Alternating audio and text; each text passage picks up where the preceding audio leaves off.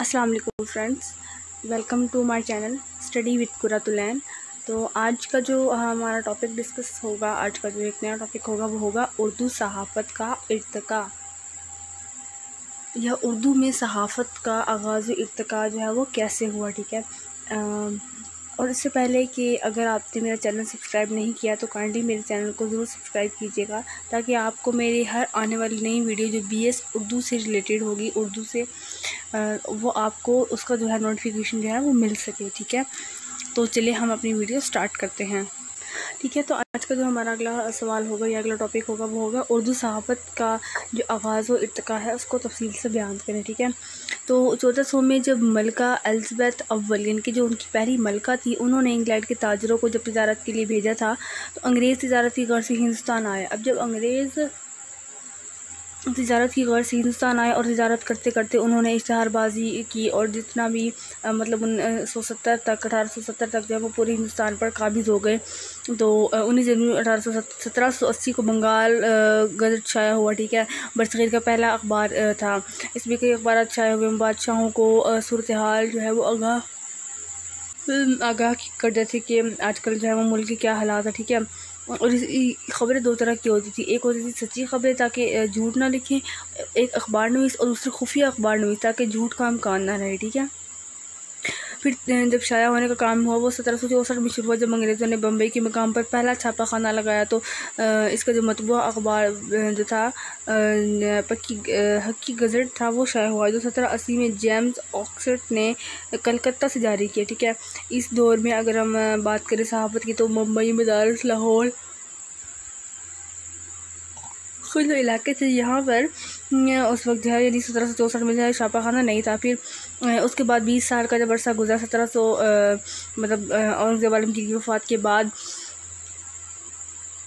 बरसों में छापे खाने की आमद हुई, ठीक है। 1822 में कलकत्ता से पहला उर्दू अखबार जामे जहानुमा जो है मुंशी सदा सिख जो है उनकी अदालत थी, उसमें चाहे उसी जगह से फ़ारसी का पहला अखबार, यानी कि अगर उर्दू का पहला अखबार निकला है तो साथ में फ़ारसी का भी निकलेगा। मरातुल अखबार निकला, इसके मुदीर जो थे वो राजा राम मोहन थे, इनकी हिंदू कम्युनिटी से लोगों के ताल्लुक़ था इनका, इसीलिए इनका नाम है राजा मोहन राय। और उर्दू सहाफ़त की तारीख़ अगर देखा जाए तो 1836 से शुरू हो जाती है, जब मौलाना मोहम्मद हुसैन के वालिद जो कि मौलवी बाकिर हुसैन जो थे, उन्होंने दिल्ली उर्दू अखबार के नाम से जो रिसाला निकाला। इस ज़बान में सहाफ़त की तरक्की हुई, उर्दू को सरकारी ज़ुबान का दर्जा हासिल हुआ। उसके बाद आहिस्ता आहिस्ता जो है सईदुल अखबार निकला दिल्ली में, और भी अखबार कोहे नूर के नाम से, दरिया नूर के नाम से जितने भी अखबार जो थे ये निकलने शुरू हो गए। फिर सबसे पहले किताब की बात करें तो 1557 में गोवा के मकाम पर छापी गई, यानी कि जो बरसग़ीर की पहली छपी हुई किताब की बात की जाए तो वो मसीहों की तबलीगी किताब थी। इसका नाम था असूल मसीहत था। ये पुर्तगीज़ियों ने 1550 का अरसा था, यानी कि 1600 ईस्वी थी, उसमें बरसग़ीर में सहाफ़त की बुनियाद रखी। फिर आहिस्ता आहिस्ता आगाज़ जो है वो बरसग़ीर में सहाफ़त का बहुत बाद में हुआ, ठीक है। इसमें अखबारात का सिलसिला जो है वो चलता रहा। मुग़ल दौर में ये काम मखसूस लोग सरंजाम देते थे कि एक जगह की ख़बरें पढ़कर जो है एक जगह पैगाम भिजवाने के लिए बादशाह अपने वज़ीर के साथ किसी सिपाही को भेजता था, तो वहाँ पर वो ख़त ले जाकर कई अरसे तक किसी मुसाफ़त के बाद, सफ़र तय करने के बाद जो है लोगों तक, जब बादशाह तक वो पैगाम जो है वो पहुँचता था।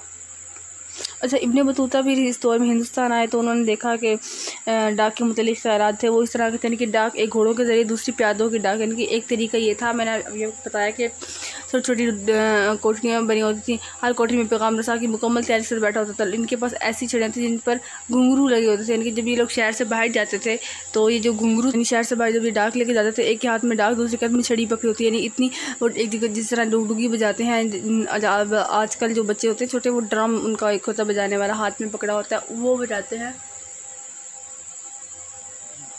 इसी तरह जो है ये लोग भी पैगाम रसानी जो है वो करते थे। फिर उसके बाद अगर हम देखा जाए कि आहिस्ता आहिस्ता जमहूरी सल्तनत को सवाल होता गया तो उर्दू को उर्दू का ये वक्त अरूज का ज़माना था, ठीक है। अब मुग़ल सल्तनत के ने उस वक्त जो मुग़ल हुक्मरान थे वो ज़्यादातर या बादशाही मस्जिद बना रहे थे या शाही किला बना रहे थे या आगरा में ताज महल बना रहे थे, अपनी ही मगर मस्ती में जो है वो मसरूफ़ थे। यानी कि जब अंग्रेज़ आए तो उन्होंने अपनी चौकी कायम करके आहिस्ता आहिस्ता हिंदुस्तान पर जब कब्ज़ा किया तो 1857 की जंग आज़ादी में जो अखबारात निकले थे, इन अखबारों ने अहम किरदार अदा किया। वो कौन कौन से थे? अब वो अखबारात कौन से थे उनको हम जो है वो डिस्कस करते हैं। तो अब देखते हैं कि हिंदुस्तान में अखबारात की अशात कब शुरू हुई। अब अंग्रेज़ी ज़ुबान में अखबारात जो शाया हुए वो ये थे कि 1780 में वकी गज़ट के नाम से शाया हुआ और 1781 में जो है इसको बंद कर दिया गया। फिर नवंबर 1780 में ईस्ट इंडिया की सरकम्फरेंस में दूसरा अखबार इंडिया गज़ट के नाम से शाया हुआ। फिर अगला अखबार हफ्ता रोज़ा था, वो मदारस का पहला अखबार कॉपर के नाम से 22 अक्टूबर 1785 में शाया हुआ। और इस तरह करते करते जितने भी अखबार थे, दूसरा अखबार जो था वो 1793 में शाया हुआ, तीसरा हफ्ता अखबार 95 में, इस तरह चौथा भी 95 में शाया हुआ इंडिया हेरल्ड के नाम से। फिर बम्बई में जब देखा, बम्बई से जब अखबार जो शाया हुए वो ये थे कि 1785 में बम्बई आबरोज़ के नाम से शाया हुआ, बंगाल जर्नल के नाम से 1785 में शाया हुआ, विलियम ऑर्डन के नाम से, इंडियन वर्ल्ड के नाम से अखबार जो थे, अंग्रेज़ी अखबार थे जो शाया हुए। अब अगर हम उर्दू ज़ुबान की तारीख़ की बात करें तो सबसे पहला 18वीं सदी तक जो है वो बहुत से अखबार निकले, कलकत्ता, मदारस, बम्बई, आगरा, मतलब इनसे निकले। पहला अखबार था वो कलकत्ता से 1822 में जामे जहानुमा के नाम से हुआ। फिर अखबार मुंशी सदा सीख ने शाया किया, इसी में फ़ारसी का पहला अखबार मिरातुल अरूस जो है, मिरातुल अखबार जो है वो निकला। इस तरह कहा जा सकता है कि सहाफ़त की जो तारीख़ थी वो उर्दू अखबार की वो जहाँ से हुआ, मगर सही मानों में उर्दू की इब्तिदा 1836 में हुई, जब मौलवी बाक़िर हुसैन ने दिल्ली उर्दू अखबार जो है वो शाया किया। क्योंकि अंग्रेज़ों का दौर था और इसलिए खुलकर लिखा नहीं जा सकता, उर्दू को सरकारी ज़बान का मकाम मिला तो सहाफ़त को फ़रोग़ हुआ। फिर कोहिनूर के नाम से शाया हुआ। फिर सैयद मोहम्मद ख़ान ने एक हफ्ता अखबार सैयदुल अखबार के नाम से शाया किया, सर सैयद के भाई थे। फिर दिल्ली से जो है वो सादिकुल अखबार शाया हुआ, मौलवी करमदीन ने करीम अखबार के नाम से शाया किया। जब मौलवी बाक़िर हुसैन ने शाया किया तो मौलाना मोहम्मद हुसैन के वालिद थे, तो फिर इनको इस अखबार की वजह से इनको फांसी भी दी गई। और मौलाना मोहम्मद हुसैन इस वक्त बहुत छोटे थे, 10-11 साल के, उन्होंने वो जो है वो मंजर अपनी आंखों से देखा, वो उनके जहन में नक्श हो गया कि मेरे वालिद को जो है पहली कुर्बानी जो सहाफ़त के नाम पर दी वो मौलवी बाक़िर हुसैन ने दी। उसके बाद जब वो मतलब उनके कुर्बानी के बाद जो है वो बहुत से अखबार जो है वो बंद भी हुए, लेकिन वो कुछ अखबार बहुत से चले भी सही, बहुत से लोग शाया भी लोगों ने किए। जैसे पहला उर्दू अखबार 1847 में शुमना अखबार के नाम से शाया हुआ, ये हफ्ता रोज़ा था, यानी कि 7 दिन बाद आता था। 1850 की बात करें तो दरिया नूर के नाम से। फिर सैयद ने से उसका तहज़ीबुल अखलाक रिसाला निकाला, ठीक है, अखबार निकाला। पैसा अखबार जो है उसने निकाला। ज़िम्मेदार जो है वो मौलाना मोहम्मद ज़फ़र अली ख़ान थे, उन्होंने जारी किया। उर्दू मौला हज़रत मुहानी ने शाया किया, क्योंकि हज़रत मुहानी हमारे उर्दू के शायर उन शुरा में थे जिनका ताल्लुक़ सियासत के साथ था। अल हिलाल, कॉमरेड, हमदर्द जो थे, इन्होंने मुसलमानों के सियासी शोर को बख्शा, यानी कि इन अखबारों में ऐसी तहरीरी हुआ करती थी जिससे मुसलमानों में आज़ादी का जोश और जज्बा पैदा हुआ, उनको मोटिवेट किया गया। क्योंकि उस दौर में ये सब नहीं था कि मोबाइल फ़ोन नहीं थे, लोगों के पास इतनी अवेयरनेस नहीं थी, इसलिए उस टाइम अखबार निकालते थे। तो एक मशहूर शायर जो है उन्होंने कहा है, जब तोप मुकाबिल हो तो तलवार ना निकालो, अखबार निकालो, ठीक है।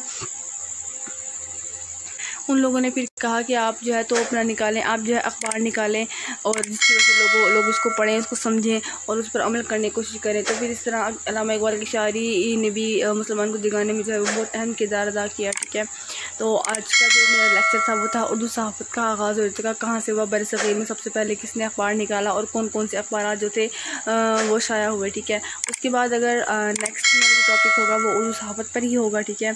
और अभी तक अगर आप लोगों ने मेरा चैनल को सब्सक्राइब नहीं किया तो इसको लाजमी सब्सक्राइब करें और कमेंट सेक्शन में जो है वो अपनी राय का इज़हार ज़रूर दीजिएगा कि आपको आज का जो लेक्चर है वो कैसा लगा, ठीक है। तब तक के लिए मुझे दीजिएगा इजाज़त। अपने बहन भाइयों के साथ, अपने वालिदैन के साथ खुश रहें और दुआ में याद रखें। अल्लाह हाफ़िज़।